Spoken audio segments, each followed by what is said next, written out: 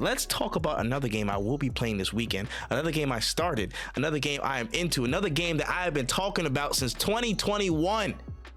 It finally dropped. It's finally been out in the wild. It's had time to be absorbed by the people. Black Myth Wukong. Ladies and gentlemen, Black Myth Wukong is out. It's been out. People are taking to it. They see what's going on. I saw it had a little blitz in the mainstream a little bit. People posting clips nonstop. You know what I'm saying? Getting involved as the Monkey King son Wukong. And again, it's in people's hands. Let's get straight to the meat and potatoes and talk about it. When so far, what do you feel? How are you thinking about this game? I love Black Myth Wukong. I'm actually a huge fan of Black Myth Wukong. I've been having a blast with it. When I first got it, I honestly did not expect it to be as good as it was. I was like, I think it's gonna be great. I think it's gonna be fun, but there's no way this game is gonna be as good as it seems, correct? And boy, was I wrong. It is quite literally just that good. I've played, I want to say I'm on chapter 2, close to being done. I've done quite a bit of stuff in the game. I can't think of any there's only one negative trait, but I'm gonna go through the positives first. Combat, fire. Graphics, godlike. I'm playing it on a PlayStation 2 and I'm like blown away by the graphics. So you know that they got something special here. Combat is fun. It's a Souls-like in challenge, but not in mechanics, but not a Souls-like in some of difficulty. No, because it's kind of difficult, but it's not in its forgiveness. That's what it is. Yeah, it's Souls-like in combat, but not in its forgiveness, because you don't lose your souls. You can just keep pushing. Yeah, like it's a little refreshing, because don't get me wrong, I can play a Souls game, but when I play Souls games, usually what happens is I'm either in two mindsets of like, I'm gonna farm or I'm gonna explore. So if I'm in a farming mode and I have a lot of souls, I'm just not gonna go over there. I'm gonna find a place to settle down and level up real quick, and then maybe I'll go explore. With this game, like, you can kind of really play it however you want. You don't ever have to worry about that, which is kind of nice. Let's see what else. Gameplay fun, story is really, really fun. The set pieces are magnificent. The boss fights are so fun. They're disrespectful in some of the best ways possible. Like, I can't wait till you get to, because I know where you're at. Once you get to some of these fucking combos that they hit you with off of one hit, it's just bananas. We gonna see. Yeah, just for context sake, I am at the beginning of chapter 2. I literally just finished chapter 1 earlier, and it's probably like 4 hours into the game. I think like 3 or 4. Yeah, something like that. Yeah, I'm like close towards the end of chapter 2, if not the end of chapter 2. But the only bad thing that I have to say is that the game in and of itself, I don't even know why I said in and of itself, but the game has no mini map, and some of the areas just straight up look like places you can actually walk to, and they're like, nah, that's actually not a place you can walk to. I'm sorry about that. So when you're trying to explore, sometimes you walk into invisible walls. And I don't want to say sometimes, like, a lot of the times you will be walking into invisible walls, and it's just because like they don't have any way of like differentiating them from the regular walls. Not that I would want a big ass like, don't walk, actually no, you know what, maybe a big ass don't walk this way sign would actually benefit me, because there's so many times where I'm like walking and I'm like, oh, this looks like something I could go up. Oh no, and it's like, the yellow paint, not the yellow paint. Yeah, they're gonna lose our minds. Like, the yellow paint. Like, I don't know, man. Like, and it's not even like that kind of stuff, because like I'll always jump up a wall, but it's like there are walls that look just like the walls you can't jump up, and that's the problem. I wish the yellow paint would work, but you'd have to paint like the world yellow, really. Like, it'd have to be like the red paint or something, because it's really hard to tell sometimes. Because there's one instance where I walked past this log and I tried to jump over it to go to the other side. I couldn't. I'm like, okay, cool. I see the same exact log in front of this, like damn near the same exact clearing. I walk up to it and I jump over the log, and I'm like, that's annoying as fuck, because over there I couldn't do it. If I would have seen this and been like, because when I jumped up to it, I was like, I probably can't get over here, but let me just see. And then I did. I was like, man, this is a little inconsistent. It's a little annoying. And it seems like a small problem because, quite frankly, in the grand scheme of things, it is. But when you're trying to explore, it does get annoying because it happens consistently. Yeah. Consistently, you're running into like, oh man, actually, I can't go over here. Okay, sure, I'll just find somewhere else to go then. Like it's annoying. But other than that, yeah, I really have no complaints. The game is fun. It looks beautiful, and honestly, one of if not game of the year this year. Understandable. I will start out with the constructive criticisms and the minuses, the negatives, and I really only have I would say, because of this conversation, I will add that on, the no mini map thing, because I was literally pressing select multiple times. I was like, there's no mini map in this bitch? Yo, bro, I pressed select multiple times. I was like, bro, just expecting it to be there, and it wasn't there. I wish there was, just at least for a little directional awareness. That would be great. But maybe we get patched. Maybe we won't. Who knows? I'd say that's one. That clipping, again, like the environment, the lack of contrast in the paths, so sometimes you run into walls. That's two. I will give that. I will be fair and say that. And three, I would say, since I'm on the PC version, there's been a little bit of optimization and carrying thing. And again, I will say a good portion of it is down to my rig. My settings are fine. Like, it runs pretty smoothly and stuff outside. There's maybe a couple stops in between the cutscenes when it stops and starts, like a little like drop, but it comes back. I haven't crashed yet. Haven't done anything crazy. Some things have been patched pretty well by the time I started playing it, so it's not that bad. But I'd say there's a couple of like tearing things where the music and text would get off track to the voice acting. It's happened probably a couple times so far. Just general optimization things. I haven't run into any crazy bugs. Maybe one animal was in a wall, one wolf was in a wall, and I just like kept hitting him when he was in the wall. That's fine. It's not game breaking. Just general optimization things, and I've seen this pop up as well across a couple different accounts and people since the release of Black Myth Wukong. Just general optimization, shoring that up, making sure it's a little bit tighter. That's probably my only real criticism for my playthrough. Combined with Wen stuff, that's about 3 points, but the rest of it, mwah, this is what I'm here for, baby. This is what I'm here for. I told y'all, I said this from 2020 fucking 1. I don't care. You thought you saw a shield, baby. You thought you saw a shield, but you might as well put CCP on the back of my shirt, nigga. It's over. It's over, but I am actually enjoying the hell out of this playthrough so far. I was gassed for it. The opening sequence was freaking ridiculous, bro. It was amazing. This opening sequence. He's like, yo, Armies of Heaven was good, y'all. I came for wreck. I came for wreck, bro. Fantastic opening. Again, great like laying down of the scene and where we're going. The environments look really, really, really cool. I like the enemy designs. They look super good, especially the bosses and the mini bosses. They look very, very distinct. Everybody has their own exclusive, again, patterns and stuff and what they go through. I have been really enjoying what I've been looking at. It's been really pleasing on the eye so far. I've had an absolute blast seeing all the different, again, the set pieces, the cut scenes, and how they all play into each other. Again, the boss battles and just how grand some of their attacks look so far. I've enjoyed it. I'd say probably I don't know, what's my favorite design boss so far? What's my favorite design boss? Oh, it's the bear, but his first form before he's the big bear, at the summit of the mountain. If you guys got to that point, you understand what I'm saying. But when you first encounter the bear, I forget his name literally off the top of my head, but I was so gassed beating him because I first tried him his second form, which is insane. But I was about to say, the first form when he's just a human and he's just like going through his things before you learn like the ghost step or whatever, that form was hard. The music, the intro to him and stuff like that, the intro to his story, that whole intro at the start of the mountain in the bottom of the temple, freaking fire. That was ridiculously good. I was like, oh shit, he's saucing for real. He was hitting niggas with the what's the name, the Dr. Doom drop kick, bro. He had it straight out on the staff. Yeah. He came through and hit the Dr. Doom the ground kick, bro. I'm like, damn, bro. A foot dive, yeah. The foot dive, bro. I'm like, yo, he on some real shit right now. Absolutely love that. That's probably my favorite design boss so far. But again, the environment's fantastic. The character designs of everybody so far, great. I'm doing the English version right now, and the voice acting has been pretty solid across the board. We talked about this before the podcast, but it was hilarious how at the beginning of chapter 2, the headless guy who has the instrument and stuff, he's singing like folk tunes and stuff.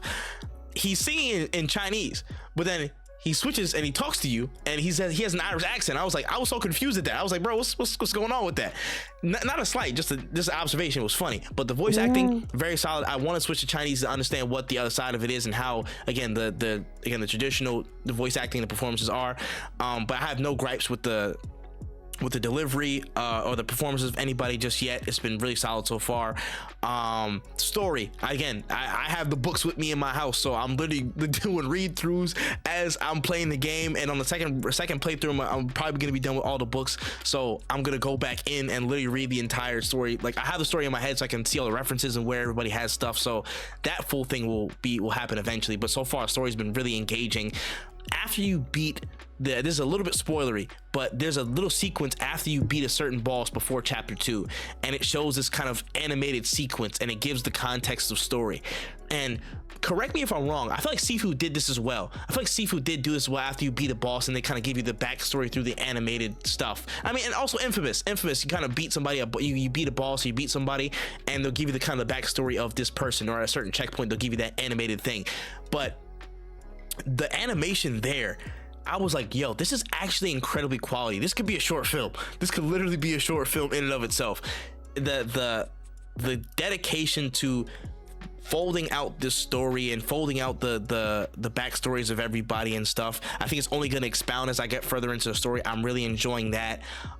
Lovely stuff when you build out and go through and see the characters, some of their motivations, how they're interacting with you. They're like, yo, again, you beating their ass, like, yo, he's back, like, yeah, like, you damn right, I'm back.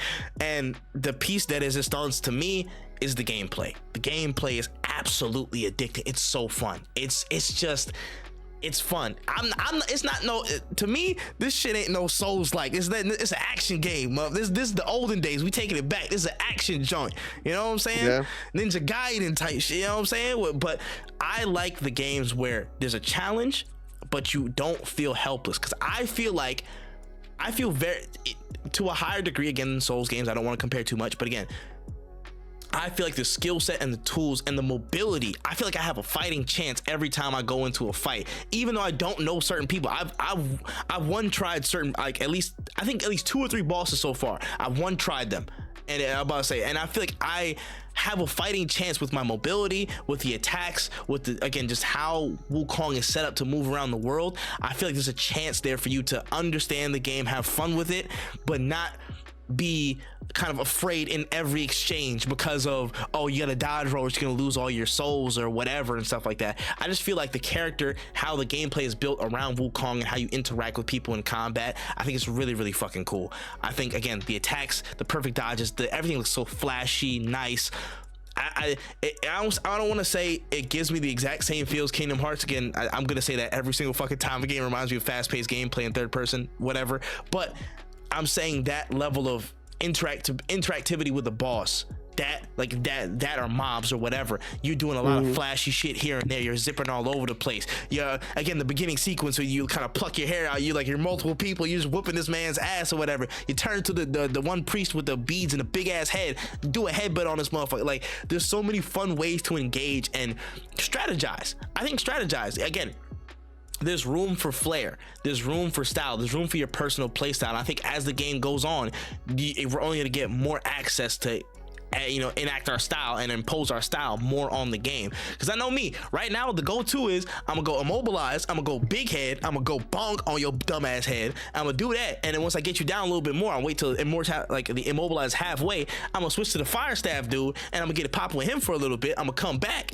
and then we get it going. Like, that's the strat right now. That's the strat right now for these most of the bosses to kind of get through it and stuff. But I'm loving it. I'm enjoying this to the fullest right now. I think this is everything that I wanted out of this game, in terms of the gameplay loop and how fun it feels to engage, and also it's offering that challenge. It's offering that challenge. I feel like I've only seen the surface of what bullshit lies ahead of us in this journey, because I've only heard stuff from Wen. I haven't seen too many clips. I've been keeping myself as spoiler free as possible to what is ahead, so I'm pretty blind, which I'm happy about.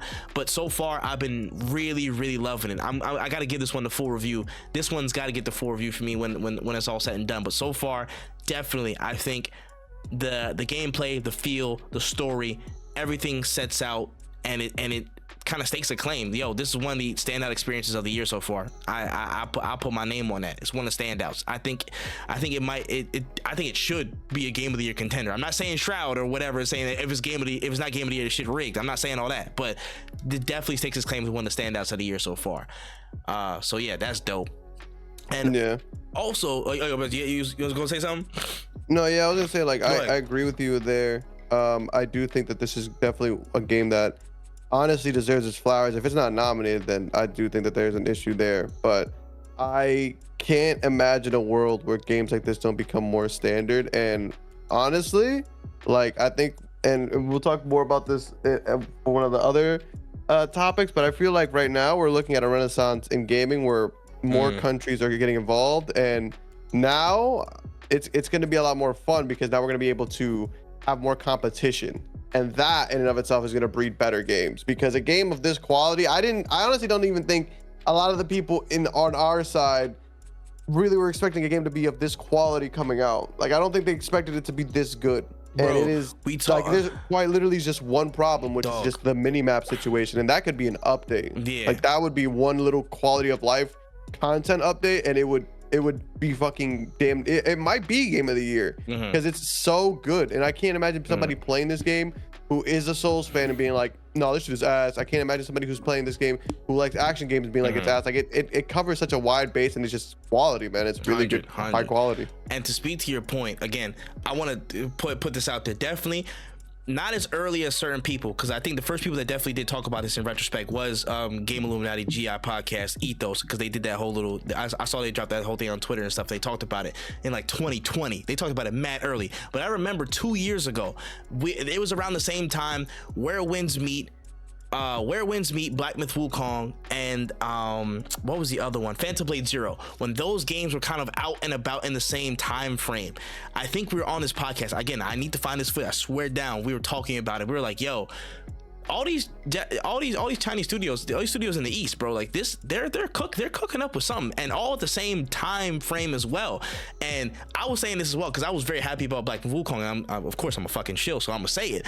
I was like, bro, if this breaks the mold and this is a really good experience, this is gonna kick open the door for all these Eastern games and all these Chinese games to start really pushing through. I mean, when you look at it, you got these games coming through, and I don't know how many are affiliated with the China Hero Project, which is gonna be a lot more. I think there's another hero project that's starting out somewhere that PlayStation was working on.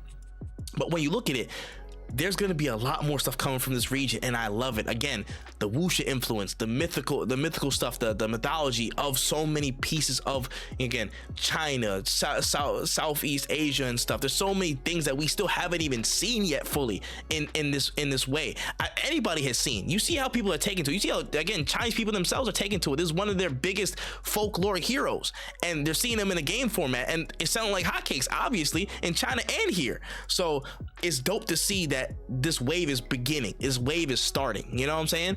There's a couple waves that I feel like we've seen coming, but this one I think is gonna spawn some really, really, really great games and experiences that we really haven't seen before. So I'm excited. I'm personally excited. Again, you see what it is, man. I've already been chilling for this one. I can't wait. Phantom Blade Zero is the next one. You know what I'm saying? And then there's Where Winds Meet. There's like a bunch of them that are coming through, and who knows what the next wave of stuff we haven't even seen yet is going to be like. So I'm happy about how this is beginning. I'm happy about how it's kicking off. No, yeah, I am too. Like, even watching some of the trailers for other games. I think it was Phantom Blade. I remember like seeing some combat of that and being like, man, things are gonna be very different. And I can't wait to see how it changes just the industry in and of itself. And people start being like, you know what, we can't do half-ass no more. We can't. We have to compete, and as it should be. Yeah, I agree. And there's so many more stories to tell, and there's so many more ways to do it. I feel like you don't have. It's just. Let's hope this spurns real creativity. You know what I'm saying? We don't have to be, again, the pride conversation. It doesn't have to be the craziest shit. It just has to be something that's fresh and fun, and people will feel that. People are going to feel that. So yeah, there's that. But before we move on from Black Myth Wukong, there's one thing that did happen and then people have been talking about in whispers over the past few weeks since its release. Apparently there's been reports from IGN, Digital Foundry, Eurogamer, so many people. There's been some conflicting reports as well, but there's been a lot more corroboration than conflict over some news that potentially, with a grain of salt, take this please, Black Myth Wukong and Sony have been, I guess there's been some exclusivity angle or some deal that might have been put in place with Black Myth Wukong and Sony, so there's no game that's showing up anytime soon on Xbox platforms. Interesting. I mean, I feel like there could be some truth to it. I feel like, again, maybe the fact that there's been a lot of uproar about Xbox and working and getting stuff on their platform correctly, there could be some truth to that as well. I don't know how you feel about it, Wen. I don't think it's a bad idea if they are working on this. Personally, I know PlayStation really wants a shooter, but I genuinely just don't know what they can do. But getting a PlayStation being the single player mecca, yeah, that's kind of like already a thing. So for me personally, it would make a lot of sense on their part. And it is exactly what you said of like the Xbox is just annoying to work things on. Like you're not wrong whatsoever. I hope that the Xbox fans can keep getting games like Wukong, but you know, money be talking, man. Money be talking. And Bill, hey, you might have to you know what I'm saying, you might have to come up off some of that big salary if you're trying to get something like Wukong under your belt. But you know me, I think this would be a really good this would be good for PlayStation. But I also don't know what, like, the game just came out, would they be doing it for the sequel, a DLC? Like, it's tough because they can honestly just do a DLC exclusivity, and that enough, then they wouldn't have to pay the full price, but that I think would get enough people to be like, oh, I might have to go over to PlayStation, or I might have to do XYZ. But hey, I think it also depends on like how much negotiation the company that made Wukong has, you know. What are they gonna say? Yeah, I don't know what the truth is. It could lie somewhere in the middle. I don't even know. But all I'm saying is PlayStation have been kind of liberal with how much they use certain timing deals over the past decade, especially in competition with Xbox and just maintaining their stake in certain areas. I'm not saying it's happening. I'm not saying it's true. I'm just saying I wouldn't put it past them at this stage. I don't know what's real and what's not in the situation, so I can't fully determine it. But if you can get the game, go get the game. If you feel slighted, and you know what I'm saying, if you feel compelled enough to go get the game somewhere, go get the game somewhere, play it, because it's a ton of fucking fun. If you need to wait to see what happens when it comes to Xbox, do that too. Fine, whatever works, whatever floats your boat. All I know is, for me in my house, we playing this shit now. It's on Steam. I got it. So we playing it. That's all I know, bro. But so far, Black Myth Wukong, you're doing a damn good job. I can't wait to get the full review out.